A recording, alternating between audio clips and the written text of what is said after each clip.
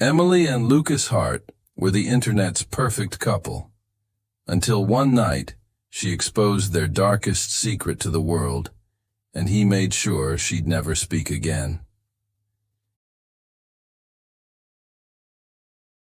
In the quiet, picturesque town of Maple Falls, nestled between thick forests and winding rivers, everyone knew Lucas and Emily Hart. They were the kind of couple that seemed too perfect to be real, young, attractive, ambitious, and always smiling. Their home, a renovated farmhouse with white shutters and a bright red door, looked like something out of a magazine. Most weekends, you'd find them hosting brunch on the wraparound porch or walking their golden retriever through the local farmer's market. But their lives weren't just admired in town. They were famous online, too. Together, Lucas and Emily ran a popular Instagram page and lifestyle brand called The Hart House. With over 140,000 followers and growing, they shared their daily routines, DIY home projects, cooking tutorials, and relationship tips. Emily's detailed captions paired with Lucas's carefully composed photographs gave their audience the sense that they were watching a real-life fairy tale unfold. From breakfast in bed on rainy mornings to slow-motion videos of leaves falling in their backyard, every post radiated warmth and love. Emily was the face of the brand. She had a natural charm, the kind of personality that made people want to open up to her. Her blog posts weren't just about style or recipes.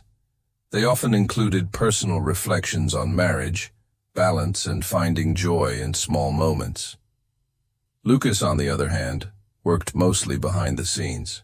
He was a skilled carpenter who made custom furniture, often featured in their content, and he handled most of the photography. Fans loved the idea of a creative husband and a thoughtful wife building a life together, piece by piece. To outsiders, their relationship looked unshakable. They shared everything online, from anniversary celebrations to inside jokes. Followers would tag their partners in the comments, saying things like, "We need to be more like them," or couple goals. Brands lined up to sponsor their content, sending free products and exclusive offers. Every aspect of their lives seemed perfectly curated but still relatable. They didn't just sell lifestyle, they sold the dream of a harmonious, happy marriage. But what the pictures didn't show was how carefully that image was crafted, and how desperately Emily worked to keep it intact. Behind the filters and flawless lighting, things were different. Lucas had begun pulling away from the online world, saying it wasn't too real, and that he didn't like being watched all the time. At first, Emily thought he just needed a break, but the change wasn't temporary. He became moody and withdrawn. He often criticized her, not just about the brand, but about how she looked, how she spoke, even how much time she spent working. What began as subtle comments soon turned into full-blown arguments, always behind closed doors. Still, Emily continued posting, smiling in every photo and captioning them with words like grateful and blessed. She believed things would get better and didn't want to ruin what they had built. Their income relied on their image, and she worried that the truth would make it all collapse. Lucas was never physically violent, not then. But there was a sharpness in his voice and a coldness in his eyes that slowly drained her confidence. He began managing their finances more tightly, questioning every expense, even though she brought in more money from sponsorships than he did from furniture sales. He wanted control, and little by little he was taking it. Emily tried to hint at the stress in subtle ways. Her blog posts took on a more reflective tone. She wrote about invisible struggles and learning to let go of fear. But her followers didn't see the truth. They liked and commented and shared without realizing those were cries for help. Friends noticed she was quieter during gatherings, more withdrawn, but she brushed it off, saying she was tired from work. Even her family, who loved her dearly, didn't suspect anything serious. She had always been so independent, so strong. No one thought to look deeper. Lucas, on the other hand, began resenting her popularity. He didn't like how many people followed her, messaged her, praised her. He said she was becoming someone else, someone artificial. But in truth, it was Emily who was holding everything together. Without her, their perfect image would have crumbled long ago. Still, she kept smiling for the camera. She kept writing, editing, planning. She convinced herself that if she just held on a little longer, Lucas would come around. They had built so much together. Surely that meant something. Surely love was still there. But the version of their life that played out on screens across the country was not real. It was a polished mask stretched over growing cracks. And as the pressure built, Emily began to understand that something had to give. She just didn't know how soon that moment would come, or how deadly it would be when it did. As the months passed, the cracks in Lucas and Emily Hart's picture-perfect life began to widen. From the outside, little had changed. Photos still appeared regularly on their joint Instagram account, and Emily's blog continued to update with cheerful, polished content. But behind the soft filters and smiling snapshots, the reality of their marriage was beginning to collapse. Lucas had grown distant, his moods unpredictable. One moment he would be affectionate and cooperative. The next he would retreat into silence or unleash a wave of cutting remarks. He started nitpicking everything Emily did, from the way she dressed to how she interacted with followers online. When she posted photos without showing him first, he accused her of not respecting his role in their brand. When she accepted sponsorships, he said she was selling herself. What once felt like teamwork had turned into surveillance. He monitored her blog drafts, reviewed her emails, and demanded access to her passwords, framing it all as protecting their brand. At first, Emily tried to reason with him. She adjusted her content, included him more in her captions, credited him for every photo. She even turned down some solo brand deals in hopes of easing his resentment, but nothing worked. Lucas's jealousy wasn't about the business. It was about control. He felt threatened by her success and increasingly tried to shrink her back into the supportive wife he once knew, the one who admired his woodworking and stayed off camera. Emily's private life became a game of strategy. She scheduled posts in advance so he wouldn't know when she was online. She began writing journal entries under fake file names on her laptop, documenting the tension in their home. At night, she would cry quietly in bed, careful not to make a sound. Her world, once so open and full of light, had become narrow and silent. Their friends had started noticing. Invitations to double dates and dinner parties were often met with excuses. When they did show up, Emily barely spoke, and Lucas acted distracted or outright irritated. Those who were close to her could tell something wasn't right. Her usual sparkle had dimmed, and there was a nervous energy behind her eyes, like she was constantly calculating the safest way to move or speak. But when asked, she always smiled and insisted everything was fine, just busy with work. In public, Lucas still played the role of the loving husband well enough. He kissed Emily on the cheek in photos, posed with their dog in videos, and occasionally left sweet comments on her posts. But when the camera turned off, he was a different person. His anger didn't always explode, it simmered. Silent treatments would last for days. He would disappear into the workshop for hours and return only to criticize her or question her loyalty. Sometimes he would turn the charm back on, making her think maybe things were getting better, only to switch again and accuse her of trying to ruin him. What Emily didn't know was that Lucas had installed hidden monitoring software on her devices. He read her emails, tracked her location, and even listened through the microphone on her laptop. He claimed he didn't trust people online, that stalkers and trolls could threaten them. But it was her he didn't trust. Every kind word from a fan, every message from a male follower, set him off.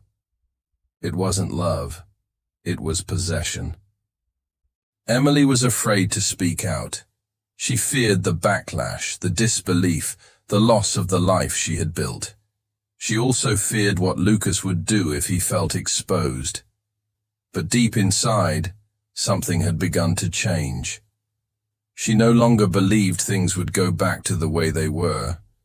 The man she had once adored had become someone unrecognizable, and no filter or carefully worded blog post could fix that.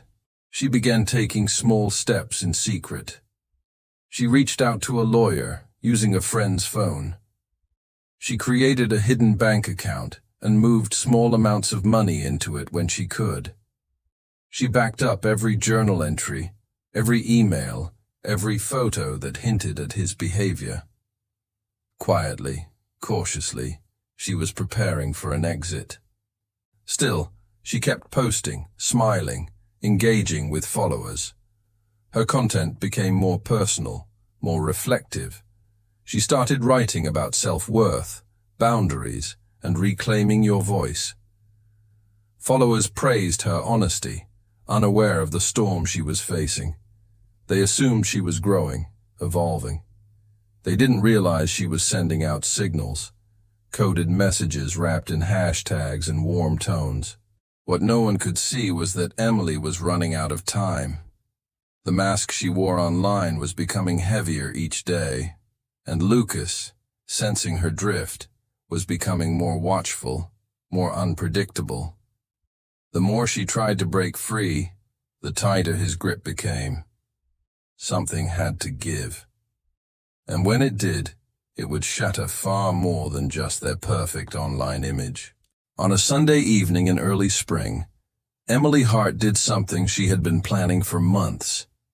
She uploaded a 5-minute video to her shared social media account with Lucas.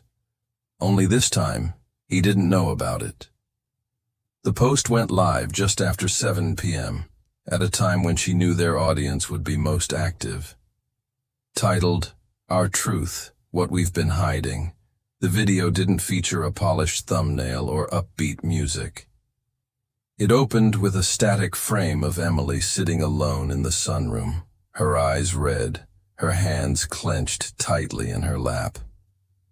The video was unlike anything she had ever shared. There were no filters, no background music, no soft lighting, just a raw, unedited confession.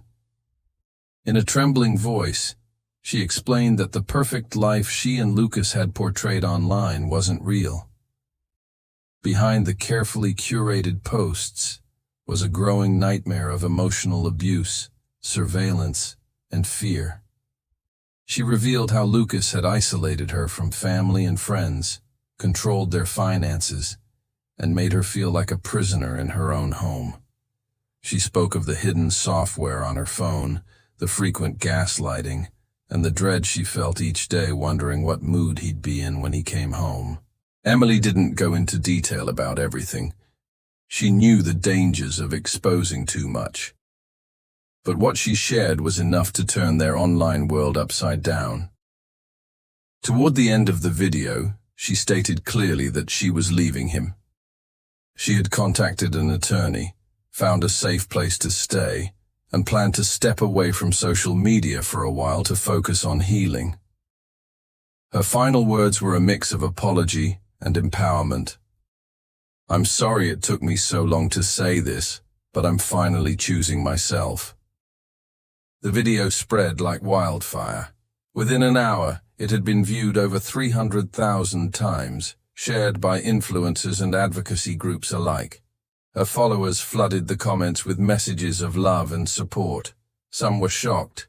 Others said they had sensed something beneath the surface for months. Hashtags like "Stand with Emily" and "The Heart Truth" began trending. Online forums lit up with speculation, analysis, and emotional reactions. People dug through old posts looking for signs they had missed. Even local news outlets picked up the story, running headlines like "Beloved Blogger Breaks Silence on Abusive Marriage." But while the internet rallied behind Emily, one person was watching with a very different reaction: Lucas. He saw the video not long after it went live. He had been in the workshop, scrolling through notifications on his phone when he noticed an unfamiliar title on their joint account. Confused at first, then enraged, he watched as his wife shattered the illusion he had spent years helping to build. To him, the video wasn't just a betrayal. It was an attack. A public humiliation that stripped away the control he had fought so hard to maintain. In the hours that followed, Lucas's behavior became increasingly erratic. Security footage later reviewed by police showed him pacing back and forth in the house, entering and exiting rooms with clenched fists. He accessed Emily's laptop, combed through her documents, and found the folder she had hidden months before, labeled "Just in Case." Inside were journal entries, screenshots of their messages, copies of emails to her lawyer, and financial records tracing small deposits into a new bank account. What he discovered wasn't just incriminating, it was damning. Emily had been preparing to leave him, fully and legally, and had done so in a way that gave her power over the narrative. She had stripped him of the image he'd cultivated and cast him as a villain in front of hundreds of thousands of people. Lucas didn't speak to anyone that night. He didn't respond to messages, didn't call family or friends. He simply sat in silence, watching the views on the video tick upward, each one feeling like another nail in the coffin of his public reputation. At some point, something inside him snapped. Whether it was fear, shame, rage, or a twisted sense of vengeance, no one could say for certain. But by midnight, Lucas Hart had made a decision. By the time neighbors heard screams echoing through the dark trees surrounding the Hart farmhouse, it was already too late. The truth had finally been spoken, but it had come at a devastating cost, and the perfect image of Lucas and Emily Hart would never exist again. The call came into 911 at 12:43 a.m. A neighbor, awakened by two sharp cracking sounds and the panicked barking of a dog, reported screaming from the Hart residence followed by an eerie silence. When officers arrived at the farmhouse 12 minutes later, the porch light was still on, the front door ajar. Lucas Hart sat on the top step, staring blankly into the dark woods beyond their property. Blood stained the front of his shirt, and a handgun lay at his feet. Inside, the scene was chaotic. Furniture was overturned in the kitchen. A chair had been knocked onto its side, a phone lay smashed on the floor, and a thin line of blood trailed toward the island counter.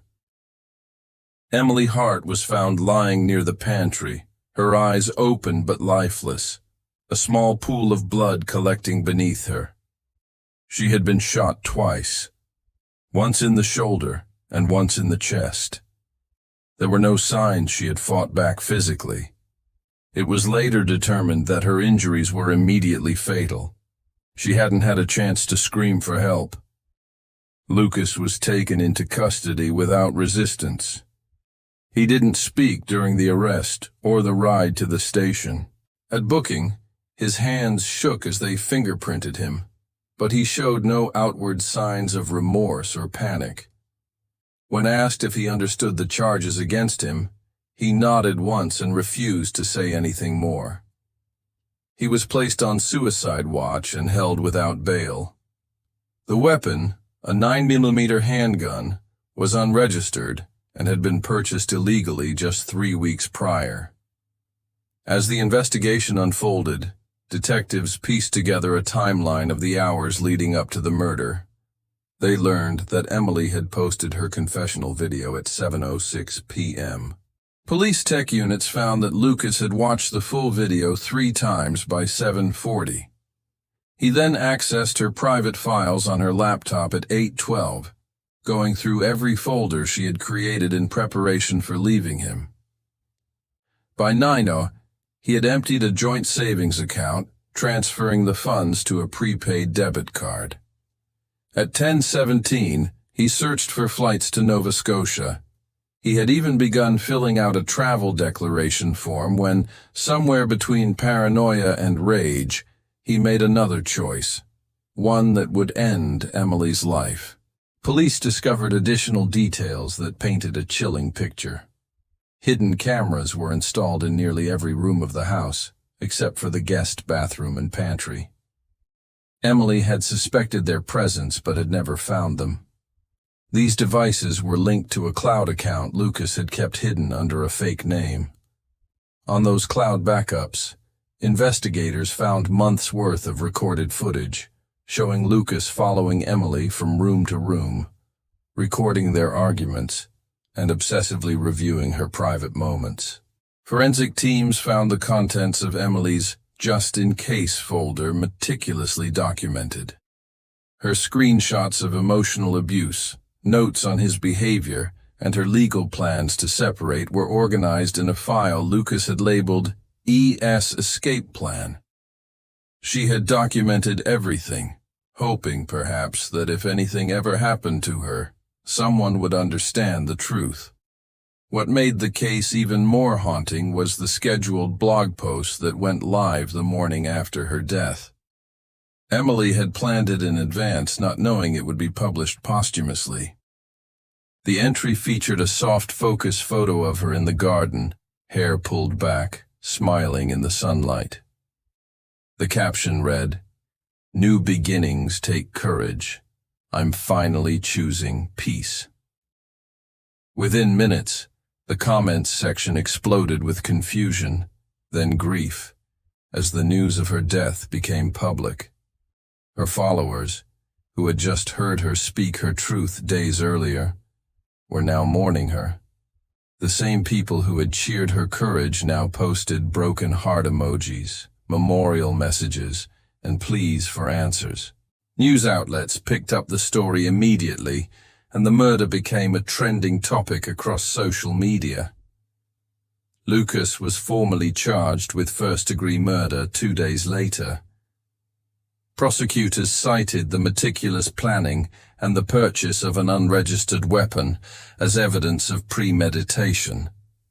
His digital footprints showed a man who had felt his image, control, and reputation slipping, and responded with lethal intent.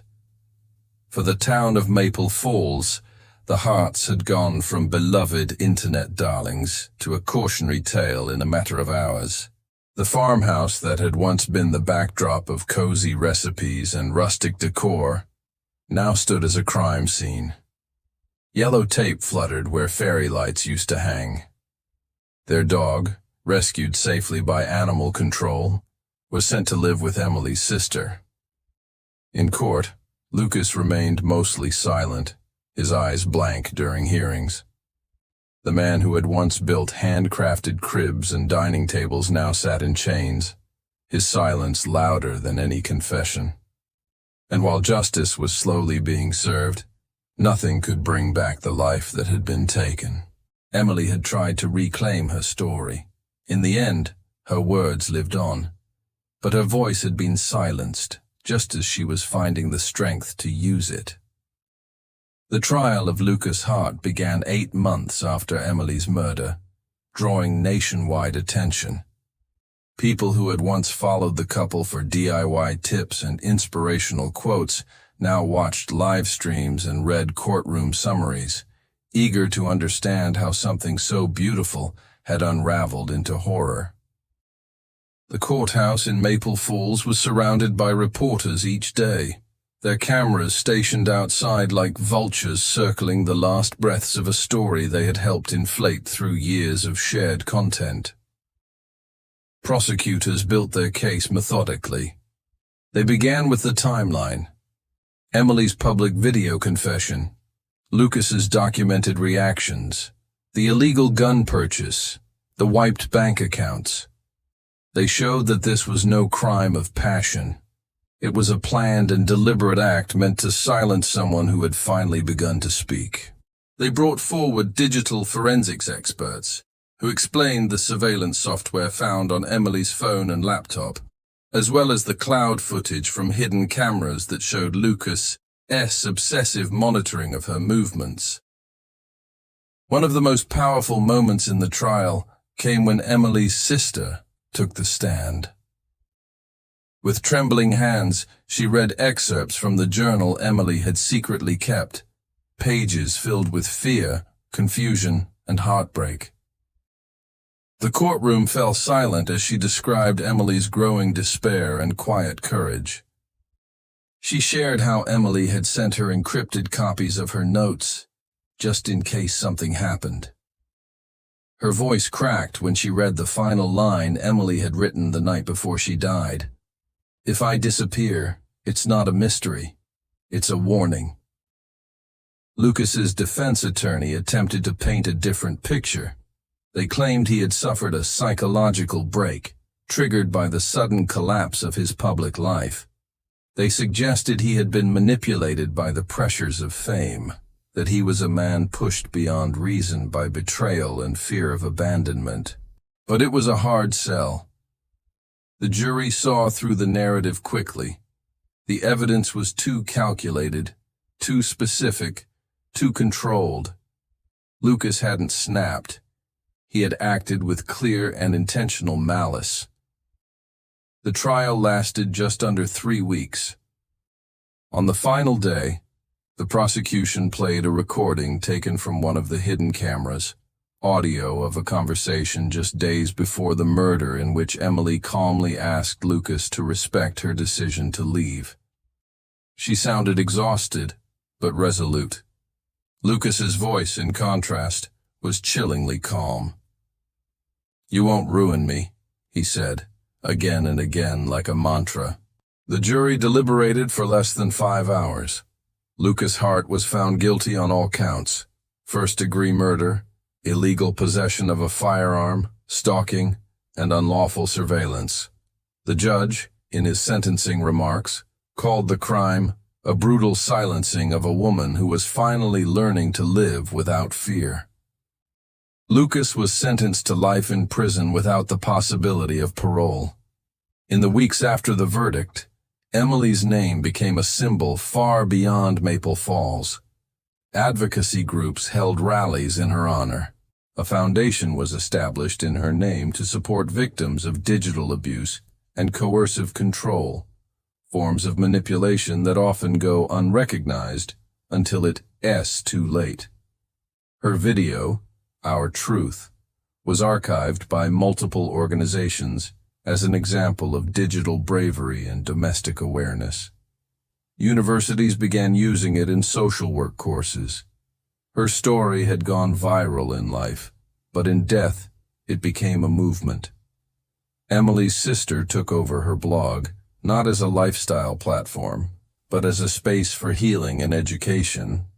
The Hart House Instagram was shut down. All its images were taken offline, replaced by a single black square with the words, "In memory of Emily Hart. Loved, heard, never forgotten."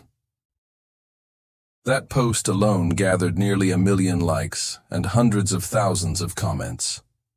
Survivors from all walks of life shared their stories, inspired by Emily's courage. What was once a brand became a community of voices, rising together from the silence. Back in Maple Falls, the farmhouse stood empty. Its cheerful red door was now faded, the garden overgrown. Some locals hoped it would be demolished. Others thought it should stand as a memorial.